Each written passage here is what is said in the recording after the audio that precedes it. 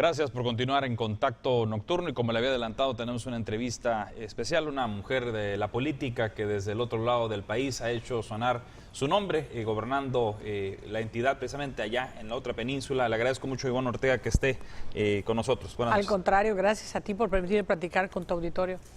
Pues primero preguntarle quién es Ivonne Ortega. Le digo, ha sonado mucho su nombre desde que llegó sobre todo a la gobernatura, pero hay algo detrás de, no solo en la política, sino en el aspecto personal. ¿Quién es Ivonne Ortega? Claro, bueno, a mí me toca nacer en un municipio muy pequeño en Yucatán, un municipio de 3,000 habitantes. En la crisis del 82 quiebra la pequeña empresa que tiene mi papá y tengo que dejar de ir a la escuela como millones de personas en el mundo. Eso no es lo grave es que 18 años después sigue pasando lo mismo, 35 años después sigue pasando lo mismo. Tengo que dejar la escuela y en ese momento digo, ¿qué le espera a una niña que nace en un pueblo pobre, que es de una familia pobre, que no tiene oportunidad de ir a la escuela y que es mujer? Pareciera que es el fracaso. Dije, yo no nací para fracasar. Y lo que menos se me pasó en la cabeza en ese momento era hacer política.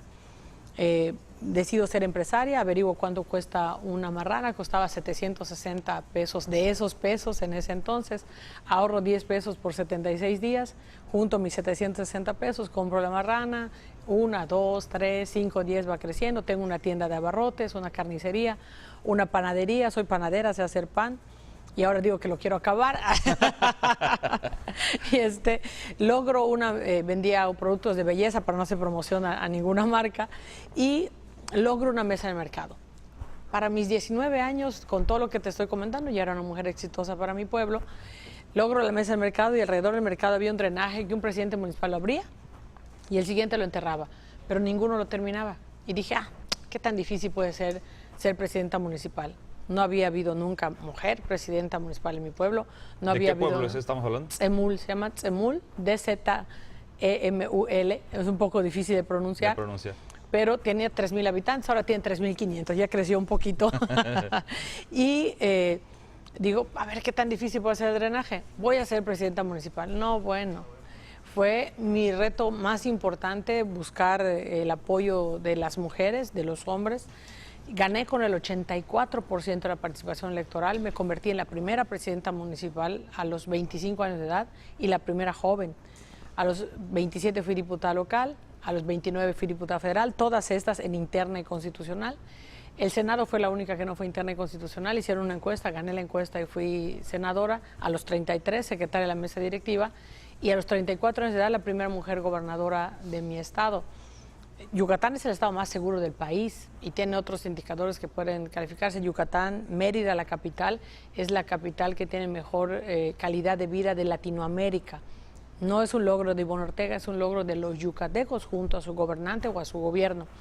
Y luego soy secretaria general de mi partido, me da la oportunidad de conocer todo el país. Hoy soy diputada federal, decidí pedir licencia con el tema del IEPS y el incremento de la gasolina y el diésel, hice una iniciativa ciudadana, presenté una iniciativa ciudadana con 404,324 firmas. Estoy recorriendo el país en este momento con una plataforma que se llama Hazlo por México, en apoyo a los migrantes, que hemos amarrado una manta en la tarde en Tijuana de apoyo a los migrantes, y también tengo una plataforma que se llama Recuperemos al PRI, en donde le doy voz a los militantes para llevarlo a la asamblea. Todo el tiempo priista, es decir, antes de ser la primera incursión en la política, ¿ya usted se concebía como una priista? Sí, mi familia siempre ha sido de militancia priista, yo todos los cargos lo he tenido en el PRI. Siempre digo que desde el vientre, ¿no? Porque mi familia, como todos en la mayoría de los estados en el país, pues el origen es el PRI. Muchos de los que hoy están en oposición, su origen es el PRI. Pero bueno, no, en mi caso siempre he sido priista. Había un juego de palabras que hacen aquí con un mexicalense que yo creo que a usted le queda. Usted era una jovencita priista, pero que vivía del pan, ¿verdad? Haciéndolo. Pues. Haciéndolo, pero haciéndolo. Haciendo el pan. Y ahora lo quiere, dice, acabar. Yo le pregunto, ¿está consciente del escenario que tiene el PRI, del desgaste, pero no solo esto, de la animadversión que ha generado pues, la clase política generalizada, pero como un punto muy especial en contra el PRI. Eso te iba a comentar, no es un tema solo del PRI. Hay una condición antisistémica en el mundo.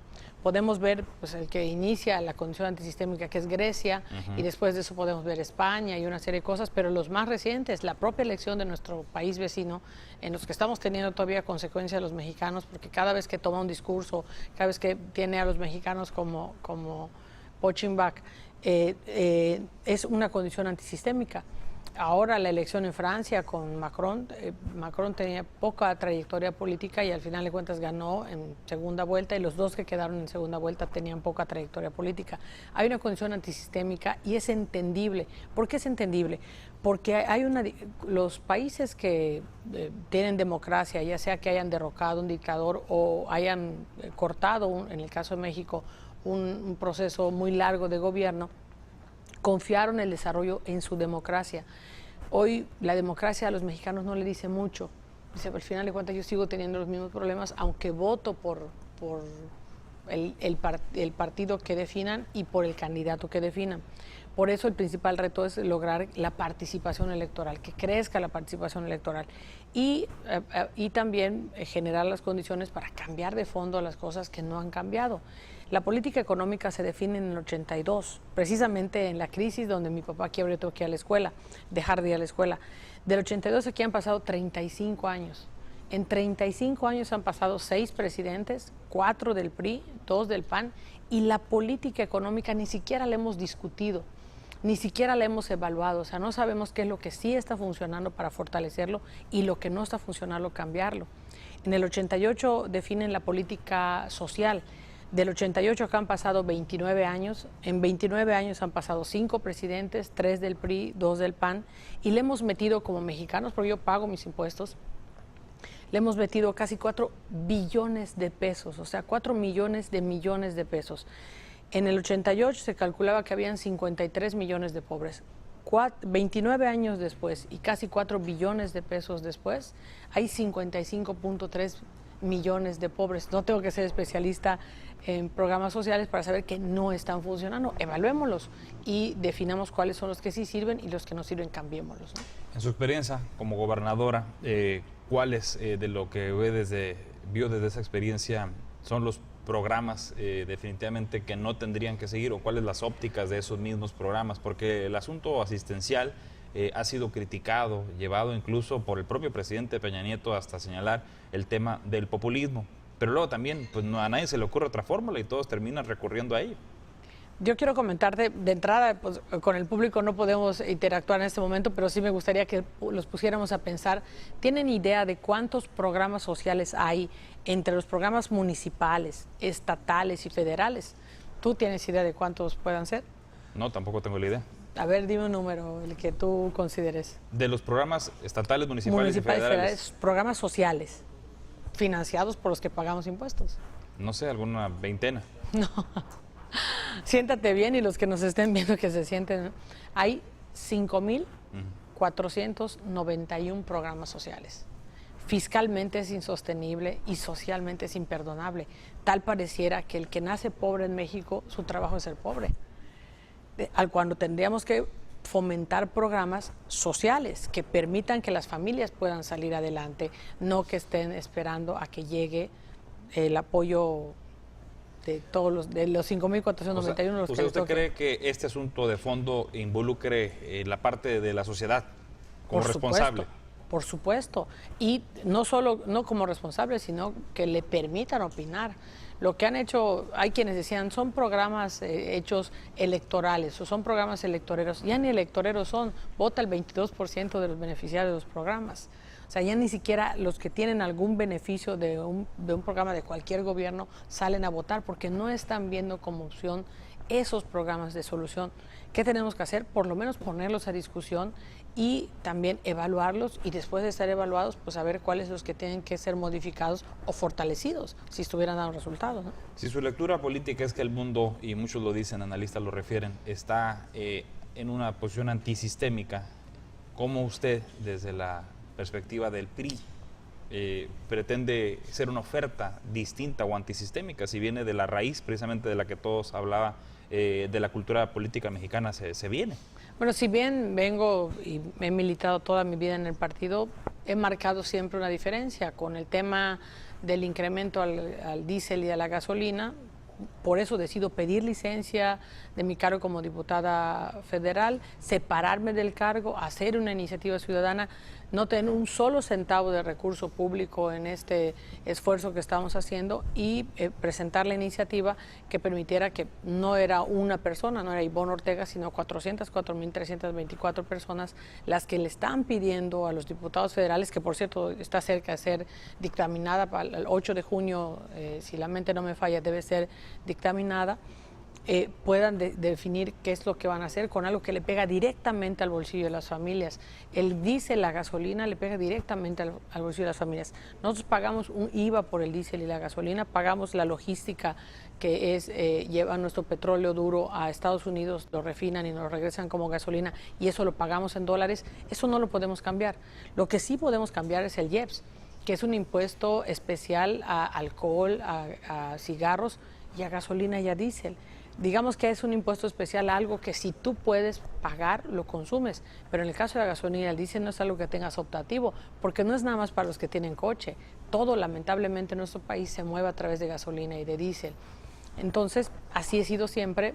Cuando no estoy de acuerdo con una condición como esta, pido licencia, me separo del cargo, una iniciativa ciudadana, hago el video. A los que no lo han visto, les invito a poder verlo. Se llama ¿Qué hubieran hecho ustedes?.mx. Ahí hago 10 propuestas desde mi punto de vista, qué es lo que se tenía que modificar para no incrementar el precio de la gasolina y el diésel, porque al final de cuentas es el 3% del total del presupuesto del gobierno federal el que se afecta. Si son poco más de 20,000 millones, se oye una gran cantidad, pero para el gobierno federal es el 3%, es como en tu casa.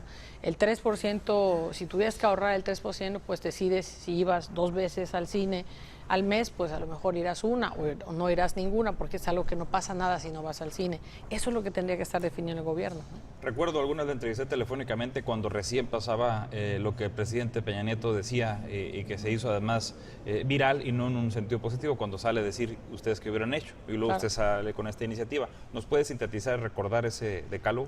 Por supuesto. ¿Qué hubiera hecho usted en lugar de lo que hizo el presidente de la República? Por supuesto, disminuir el financiamiento a partidos políticos, a campañas electorales, disminuir el gasto a transportación aérea y terrestre, que no son fundamentales. Y, por ejemplo, un funcionario del gobierno de la República no va a inaugurar una obra, no va a entregarla, no pasa nada.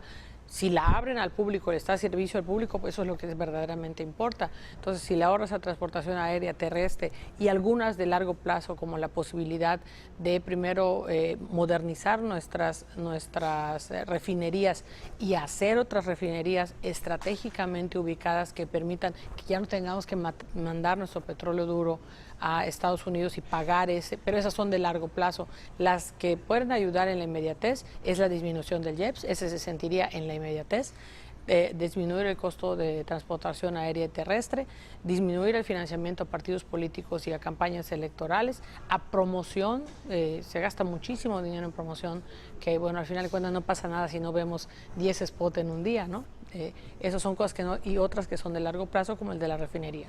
Que incluso pudiera decirme usted si generan esos spots o esa campaña que dice una percepción, no sé, positiva o negativa. ¿Usted cuál es la lectura que le da ahorita a la imagen del gobierno federal y sobre todo cada que anuncia? Me parece que en este momento es una percepción negativa de cualquiera, no solo del gobierno, de los partidos, porque la gente dice el dinero que está ahí debería estar aquí. Es lo que la gente dice cada vez que pone un espectacular, que además habría que acreditar de dónde están sacando recursos, como en el caso de algunos aspirantes a la presidencia de la República que están llenando de espectaculares en nuestro país, pues habría que ver de dónde está saliendo ese dinero, porque ese dinero que está ahí debería estar aquí, en el bolsillo de las familias. Ese decálogo usted, no, además de que por supuesto está público, está en la página de internet y la convocatoria que ha hecho Ciudadana, ¿no se lo ha entregado directamente al presidente de la República? Por supuesto. ¿Cuál fue la reacción del presidente? No, al presidente y a su equipo, porque desde el momento en el que definen anticipar la liberación del precio de la gasolina, porque debió haber sido en el 2018, yo veo en el presupuesto una recaudación adicional a la que se tenía, y si no hay un impuesto nuevo, no hay un derecho nuevo, ni un incremento de estas dos, pues ¿de dónde más va a salir? De la recaudación de la gasolina. Ahí yo les hago un señalamiento, no solo yo, otros diputados también. Yo fui la única que tomó el valor de hacerlo público y separarme de mi cargo.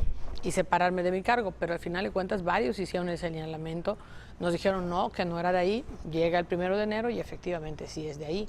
Cuando hay espacios donde se pueden recortar, apretándose el cinturón el gobierno, los partidos. Fíjate la diferencia, por ejemplo, y por qué la gente está molesta y tiene razón. Hay una condición muy diferente, por ejemplo, de un funcionario del gobierno de la República, de los poderes, de órganos autónomos que ganan en un mes, lo que una familia, si es que tiene derecho a un crédito de interés social y además sale sorteada de ese crédito, paga por su casa, por su departamento, por 20 o 25 años. Ese es el tamaño de diferencia que tenemos en este momento. Nos dicen, México no ha generado riqueza. ¿Cómo no? Sí, sí ha generado riqueza, pero la ha concentrado en unos cuantos. Lo que no ha sabido es cómo repartirla. Los 4 hombres más ricos de este país, uno es muy famoso, pero realmente son 4. Estos 4 hombres que son los más ricos de nuestro país tienen en sus cuentas personales lo que van a recibir 32 estados de la República para infraestructura por 4 veces. Ese es el tamaño de la diferencia en nuestro país. Entonces, sí ha generado riqueza, pero lo que no ha sabido es cómo distribuirla. Y ahí es donde tenemos que entrar todos para cambiar con lo que empecé, la política económica y la política social.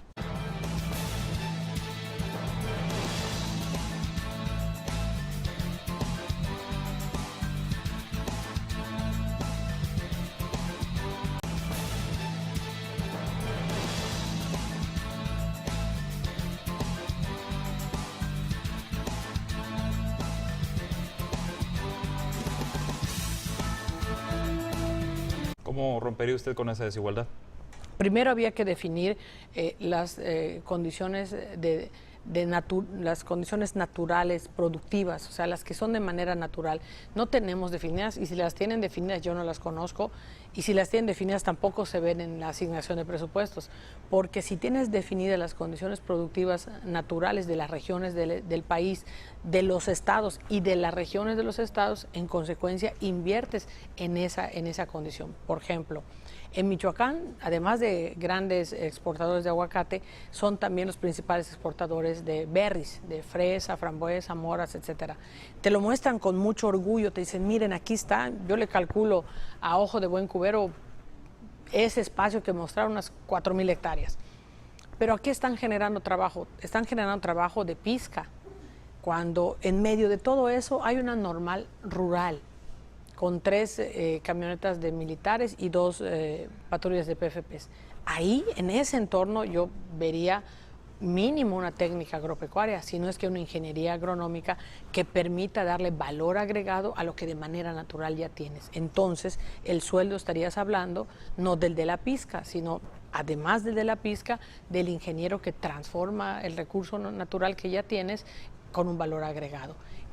Primero tenemos que definir eso, cuál es la vocación natural productiva de cada región del país y en consecuencia invertir en esa zona, ¿no? Hasta las carreras tendrán que ver con tu vocación productiva. Una óptica muy empresarial. ¿Cómo están las cúpulas empresariales e incluyendo estos hombres de los más ricos que usted refiere en el país?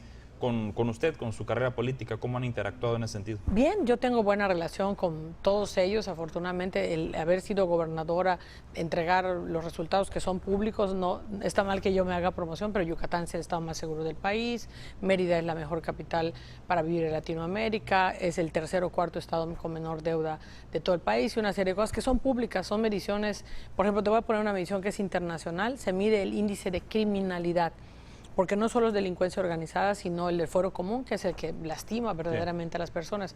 Imagínate un día tú llegas a tu casa y resulta que el patrimonio que has construido durante toda tu vida ya no está. Entonces, ese es del fuero común, ese lastima mucho. Lo que se mide en esa es una medición internacional, es el índice de criminalidad. Suiza, Suecia y Finlandia tienen de índice de criminalidad, hasta el último día de mi gobierno, ahora yo no he revisado, tenían 2.8 de índice de criminalidad. Yucatán, hasta el último de mi gobierno, tenía 2.5, 3 centésimas abajo del índice de criminalidad. Entonces, mi paso por el gobierno me permitió transitar con estos 4 y los siguientes 16 y los otros 20 y luego hay 50. Lo que yo hago es que no estoy en contra de los que puedan hacer no solo fomentar una riqueza, sino generar fuentes de empleo. Yo no estoy en contra de eso. En lo que no estoy de acuerdo es que la riqueza no se reparta de manera equitativa, porque hoy acabamos de ver un programa en la mañana en donde ves gente que no tiene ni dónde dormir. Platicábamos antes de entrar a la entrevista, ¿no? ¿Qué óptica tienen estos hombres de empresa, estos hombres de negocio que además acumulan grandes riquezas de lo que usted seguramente les comentó de la distribución, de la mala distribución de la riqueza en este país? Por ejemplo, ellos están de acuerdo, por ejemplo, en revisar la política económica, porque hemos discutido IVA a la frontera, IVA a medicinas y alimentos, hemos discutido reforma fiscal o hacendaria, pero no hemos discutido la política económica en general, que es la que puede cambiar de fondo, o la política social. Discutiendo estas dos, podemos hablar de la política educativa y de otras políticas, pero discutiendo estas dos permitirían cambiar de fondo muchas de las cosas en las que también ellos, si tienen habilidad como lo son empresarios, van a poder hacer negocio y van a poder seguir fortaleciendo sus emporios que tienen en este momento. No estamos en contra del que pueda generar riqueza y además empleo, sino que pueda ser un poco más equitativo en nuestro país. Muy bien. En el aspecto político partidista, primero empiezo con usted dentro del PRI. ¿Qué posición ocupa en esa visión que queda claro ya compartido? Está queriendo ser primero la candidata del PRI a la presidencia de la República. ¿Cuál es la posibilidad real o cuál es el escenario que ahorita usted está viviendo? Bueno, en este momento tenemos una gran oportunidad. Estamos arrancando ya el proceso de trabajo hacia la Asamblea. ¿Qué de importancia tiene la Asamblea para la dirigencia nacional y para los militantes y los ciudadanos? Porque al final de cuentas lo que se define en la Asamblea es lo que va a pasar con los que puedan ser candidatos, dirigentes, etcétera, en el partido. El tener esta oportunidad de abrir la Asamblea, la 22ª o 22ª, como le queramos llamar, a la Asamblea, es que podamos llevar lo que los militantes están pidiendo. ¿Qué están pidiendo los militantes? Me incluyo en esa petición. Y no solo en el caso del PRI, pero bueno, yo puedo pedirlo en el PRI, los demás partidos deberían de escuchar. Es consulta abierta a la ciudadanía de los candidatos, de los dirigentes, de los sectores y las organizaciones y de las grandes decisiones que tienen que ver con el impacto de este país. Hoy la deciden uno o unos cuantos. Lo que están pidiendo la militancia es que se consulte a la ciudadanía y ojalá los demás partidos pudieran copiar esta condición, porque el caso particular de los candidatos, en el caso de Baja California, pues la antesala de la renovación de la sucesión gubernamental. En el 2018 van a competir ustedes diputados federales y senadores, pero un año después van a competir presidentes municipales, diputados locales y la gobernatura. Hay estados donde van a tener cambio completo, desde presidente municipal hasta presidente de la República, y estados que solo van a tener, como ustedes, diputados federales y senadores. Si nosotros le consultamos a la ciudadanía quién quiere que sea su candidato, es la mejor evaluación que le podemos hacer. No necesitas pedirle antecedentes no penales si el ciudadano conoce quién es quién en cada candidatura. Si el ciudadano acompaña a esta candidatura, la acompaña a ganar la interna, lo acompaña a ganar la constitucional, y te lo digo por experiencia, en 10 años competí 9 veces, y te acompaña en el gobierno, que es lo que hoy más se necesita, que los ciudadanos te acompañen en el gobierno para entregar buenos resultados. En una abierta a la ciudadanía, ¿cómo se siente usted ahí, digamos, frente a un Osorio Chong, actual secretario de Gobernación? Todos los cuadros de mi partido, Miguel, que fue compañero mío en la 59 legislatura, fuimos gobernadores un tiempo juntos, junto con él, otros que son aspirantes de mi partido, todos son cuadros muy valiosos que me imagino oficialmente no han levantado la mano, pero los miden en las encuestas y en los temas que hacen, pero oficialmente ellos no han levantado la mano. La única que oficialmente ha levantado la mano soy yo. Me veo en una condición igual de participación y, como siempre lo he hecho en las consultas, de los 5 cargos que he tenido constitucionales, bueno, 6, 4 han sido de consulta abierta y en los 4 he ganado. Espero que eso se pueda repetir también. Ahora, afuera del PRI, otra mujer, Margarita Zavala, también ha levantado la mano, incluso se ha dicho o se ha autonombrado como la única en poder detener a López Obrador, que ha estado siempre punteando o peleando esos primeros lugares en las recientes encuestas, sobre todo previo al Estado de México. Ahorita nos regresamos al Estado de México, si me permite, pero primero, claro. Margarita Zavala, otra mujer. Bueno, mientras más mujeres hayan en la boleta, mejor. Ojalá hubiera también otras mujeres en la izquierda, más mujeres en el PRI que quisieran. Mientras más mujeres hayan participando, la política cambia. Cuando las mujeres entran a la política cambia. Ojalá hubiera más mujeres. Me encantaría una boleta en donde hubieran 2, 3 o más mujeres participando. Cada partido tendrá sus tiempos, sus condiciones y cada uno de los que aspiramos determinará qué hacer en su proceso. Pero me encantaría una boleta donde haya 2 o más mujeres participando y que la sociedad pueda valorar la capacidad, no el género. Asumiendo que usted no tiene opinión sobre lo que se decida dentro del PAN, pero ¿a quién le gustaría ir en la boleta? ¿En contra de, digamos, propia Margarita o veo otros nombres ahí? Cualquiera que fuera, no tengo mayor problema. Si soy la candidata, vamos a ganar. En la izquierda, López Obrador. Ahorita allá el Estado de México está el PRI pues batallando en las encuestas y bueno, ¿qué opinión le merece esa situación que la cuna del priismo esté en esa circunstancia? Me parece que la elección del domingo, el 4 de junio, va a ser una elección de inflexión, va a ser una elección de lectura para todos los partidos, independientemente quienes puedan llevarse el triunfo. En el caso de mi partido tenemos a los mejores candidatos, han hecho su mejor esfuerzo en la campaña, pero al final de cuentas lo que cuenta es el día de la elección. Los que ganen el día de la elección del 4 de junio, porque no solo es Estado de México, está Coahuila y Nayarit de gobernaturas y presidentes municipales en Veracruz, Nayarit y Coahuila, diputados locales también. Ellos tendrán que cumplir el compromiso que hicieron en la campaña, tendrán que cumplir ese compromiso porque el principal reto para todos los partidos, incluyendo a Morena, es que la gente salga a votar. El reto para todos los políticos es que la gente ya no cree en la democracia y en consecuencia ya no sale a votar. Estamos viendo procesos electorales de 38% de participación, 40% de participación.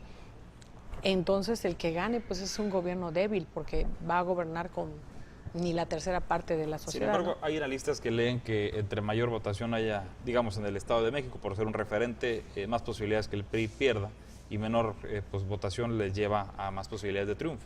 Pero hablas de un resultado de un gobierno, el que sea, con una mayor participación social respaldado. En consecuencia, puedes tomar decisiones de fondo.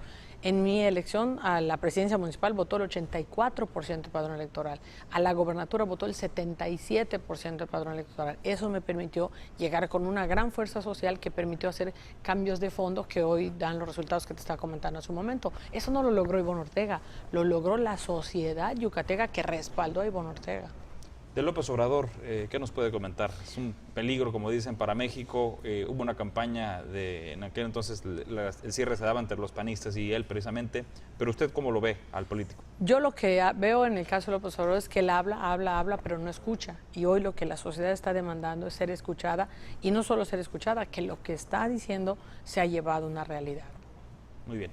Pues, ¿algo que quiera agregar? Pues agradecer la oportunidad de estar aquí en Baja California, de verdad me siento como si estuviera en mi casa y pedirles a todos los que quieran participar, tenemos 3 plataformas, una es que hubieran hecho ustedes.mx, que pueden entrar a aportar respecto a qué hubieran hecho ustedes en respecto a su entorno, una que se llama Hazlo por México, en donde ahí buscamos espacios que puedan permitir cambiar pequeños problemas que hacen grandes diferencias, y hoy también tenemos una que se llama Recuperemos al PRI.mx, en donde esas son particularmente con los militantes de mi partido. Muy bien, le agradezco mucho la entrevista. Al contrario, gracias a ti y al auditorio por su paciencia. Por supuesto. Corte, regresamos.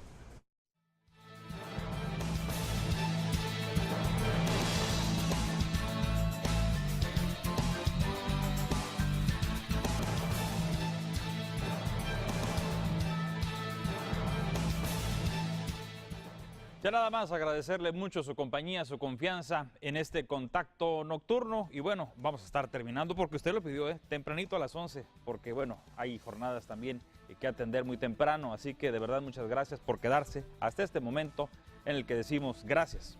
Adiós.